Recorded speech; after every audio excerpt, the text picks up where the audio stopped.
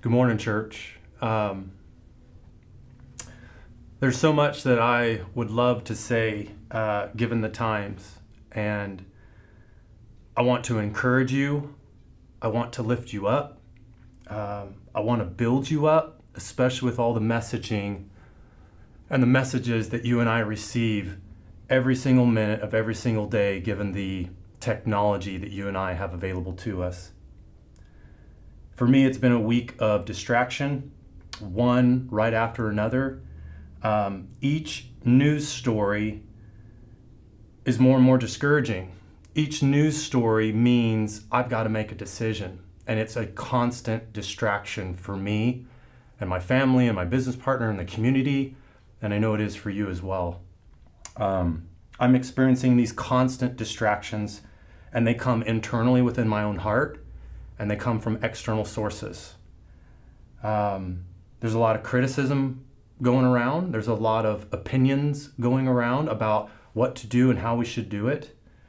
And I have a dilemma going on internally. I'm torn. I want to know the latest, but I also want to stick my head in the sand, and I want to go away. I don't want this to be real. And so how much more distracting can that be than the time that we live in right now with what's going on with what you and I are experiencing right now? Just this last Wednesday, I'd had a meeting with my team, and we're supposed to be on vacation. We're supposed to be traveling. We're supposed to be having fun. And now we're having a different kind of fun. We're spending time with our families. But I'm having to have these difficult conversations with my team and my business of, do we shut down and what do we do? Are we going to pay people? Are we not going to pay people? And you might be experiencing the same thing as well. You might be living out my reality. And lots of questions. Who do I care for? Who do I provide care for? Questions I don't want to answer, and I never thought I would have to. And you might be experiencing the same thing. So I believe what you and I are going through right now ties perfectly in what we've been talking about with Nehemiah. Nehemiah was a visionary, and his heart was broken about rebuilding a wall because his people were being taken advantage of. And the story of where we're at in chapters 4 and 5, what I'd like to offer to you this morning, and whenever you are able to watch this, is just the impact and the character of Nehemiah and what I can learn from him and what you can learn from him. And so that's what I want to talk on and touch on this morning. Chapter 4, there was a lot of distractions going on in chapter 4. There was a lot of discouragements. There was a lot of voices and a lot of people talking to Nehemiah and disrupting the who's that he was trying to get mobilized to build his wall and fulfill his vision. You and I have visions, and there's a lot of distractions getting in the way of your vision and my vision of doing what we're meant and intended to do and what God has put before all of us. So that's what I want to touch on. And chapter 4 is perfect for this. Nehemiah, so many years ago, he dealt with discouragement. He dealt with criticism. He dealt with distraction. And so are we. So are you, and so am I. So it's hard to come alongside one another and help fix the broken things when I can't even see you. You can see me on a screen, but I can't be close to you. I can't be near you. We can't gather in groups of greater than 10 now in Williamson County. So how are we supposed to together fix the broken things in our lives when I can't even see you? You can see me, but I'm talking into a lens.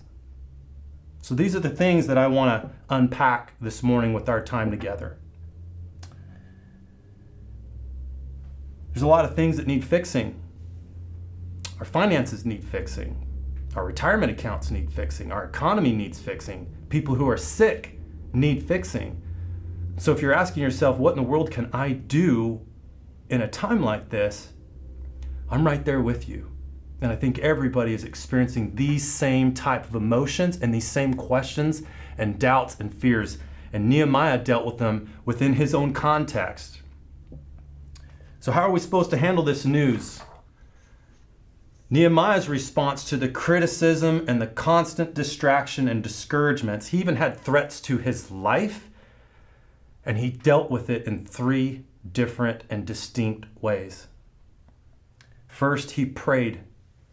In Nehemiah chapter 4, verse 5, it says, Nehemiah prayed, "Oh, listen to us, dear God."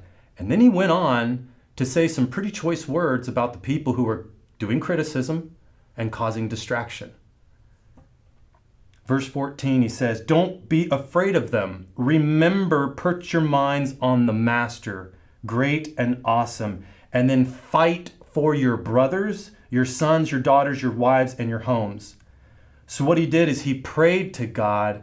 He said, "God, I'm going to give this to you. I don't know what to do, but you're in control and I'm not." He focused his people on remembering who's in control. And then he said, look to the future. What about your sons, your daughters? What's it going to be like? And I think that's so important for you and I to keep our mind on our vision of what our lives were intended to be in the context and the perspective of your life and my life. And Nehemiah, he prayed. You and I have to pray.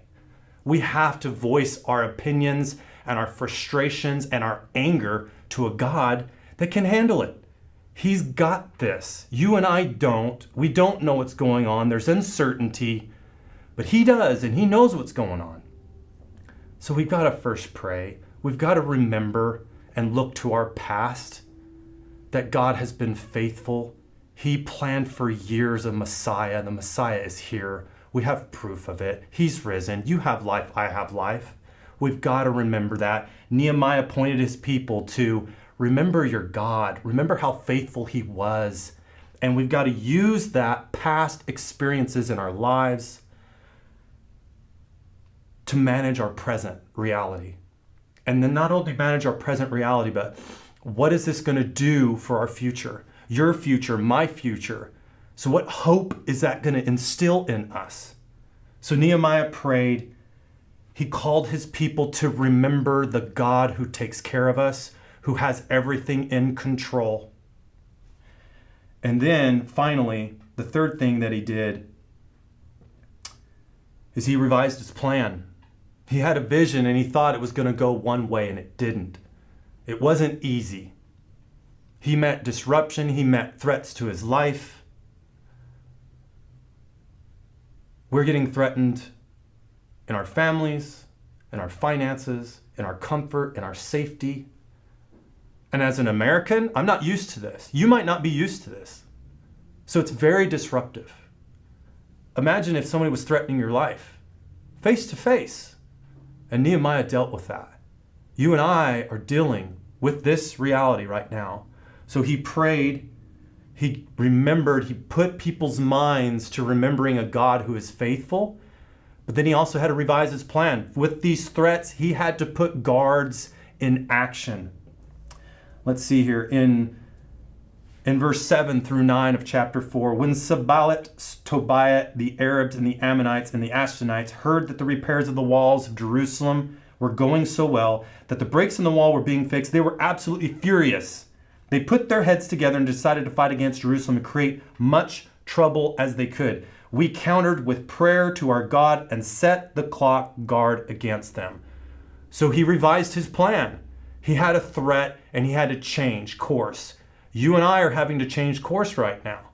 You and I have a vision for our lives, and I hope you have a vision for your life. You have a vision for the parts of your life.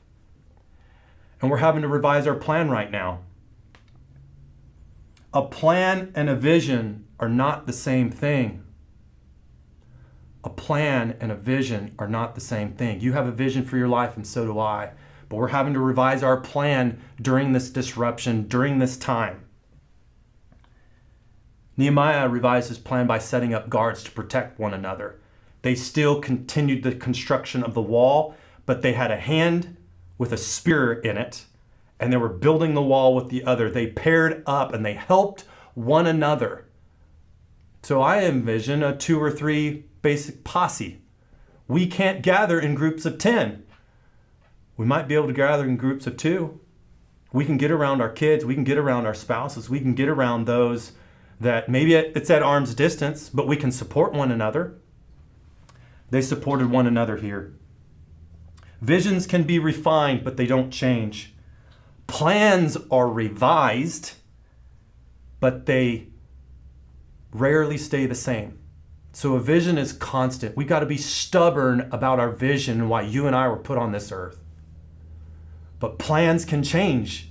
You're having to change your plan for your life, and so am I. But our vision to be impactful and cast a vision for those that we have influence over that doesn't change. If God has put something on your heart, continue on that. Do you have to change over the next 2 or 3 months? Yes. Keeping that perspective is so important. And I'm speaking to myself in this message as well. I've gotten so much in trying to prepare this so that you could hear it and receive it in whatever way you can. And I want that for me too. So what plans do you need to change in the short term given the current circumstances? There's a lot of unanswered questions. There's a lot of uncertainty. But I don't know if that's going to affect your vision for your life. When you were younger and you thought of, what am I going to do with my life? This disruption, whether it lasts 1 month or 6 months, that's a very short part of your life. Nehemiah dealt with the present by focusing the workers' attention on God's faithfulness. That is so important. He prayed, he pointed people to God, and then he revised his plan. He didn't change his vision, he revised his plan. And they continued work. I'm having to revise my plan with my business. I'm having to answer questions I don't have the answer to. And there's a lot of emotion, and there's a lot of leading, and there's a lot of disruption that's occurring. Moving on to chapter 5.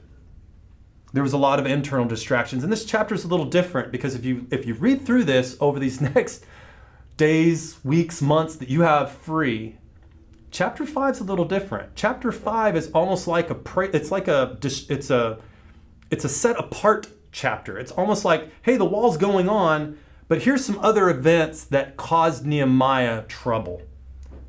And he had to stay focused on his life vision of what God put on him to do. He had to surround himself with the who's to get this stuff done, but some of those who's that he surrounded himself with caused a lot of distraction and a lot of problems. Specifically, there was some problems with people taking advantage of others. See, the law of Moses that they had been removed from for so many years basically said you couldn't take advantage and you couldn't charge interest for a fellow Jew. And there were those that had, and there were those that had not. Imagine you're trying to build a wall, and so you stop doing your profession. And you go, and you're trying to help Nehemiah fulfill a vision. You're motivated, and you want to do that thing. But you need to eat. You need an income. You've got to provide, right? I've got to provide. But Nehemiah didn't let that distraction hinder him. His life was even threatened in chapter 5. And he didn't let that distract him from the bigger mission of what God had placed on him for his life. There's price gouging going on with Amazon, and Amazon's had to shut people down. There's people being taken. If crisis brings out the best in humanity, but it also has the potential to bring out the worst in humanity. So what did Nehemiah do? He led by example. He was the governor. He had position. He had wine. He had food. And he lessened himself and shared his stuff. He shared his food with those around him that didn't have.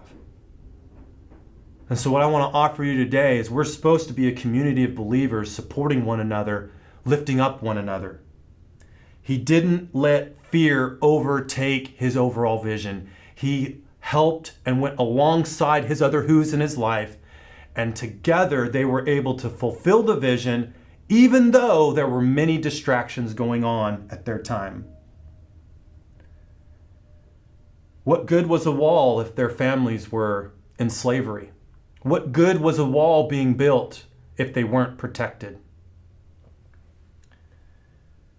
There will always be distractions and events and problems arising to take our minds off of our goal and our purpose in this life. God calls us to be influencers in our lives so others will see our good works and glorify God. To see God in what you and I do. So I encourage you to please stay focused. Take your frustrations and your fears to God. He can handle them. He's big enough for it. We have to remember our past and how God was faithful so that in our present we can influence those around us for good. And when we're hopeful and we look to the future, what is our life going to be like in the future? We've got to look to our past and learn from it, which will manage our present so that our future can be what you and I want it to be. Let's together learn from Nehemiah and carry his example into our current time of what each of us is going to deal with and experience. I pray God bless you and keep you and give you peace. Stay healthy, my friends.